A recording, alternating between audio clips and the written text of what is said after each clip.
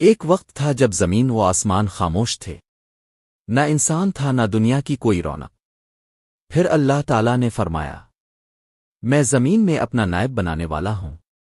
فرشتے حیران ہوئے، کہنے لگے، اے اللہ، کیا آپ ایسی مخلوق پیدا کریں گے جو زمین میں فساد کرے گی؟ اللہ نے فرمایا، میں وہ جانتا ہوں جو تم نہیں جانتے۔ پھر اللہ تعالیٰ نے مٹی سے حضرت آدم علیہ السلام کو پیدا کیا، اور جب ان میں روح پھونکی تو وہ زندہ ہو گئے۔ سب فرشتوں نے سجدہ کیا مگر ابلیس نے انکار کیا۔ تکبر نے اسے گمراہ کر دیا۔ اللہ نے اسے جنت سے نکال دیا، اور یوں انسان کا پہلا دشمن پیدا ہوا۔ پھر حضرت آدم علیہ السلام کو جنت میں رکھا گیا، جہاں انہیں ہر نعمت حاصل تھی۔ اللہ نے فرمایا، جنت کے سب پھل کھاؤ مگر اس درخت کے قریب مت جانا۔ مگر شیطان نے وسوسہ ڈالا، اور وہ بھول کر اس درخت کے قریب چلے گئے۔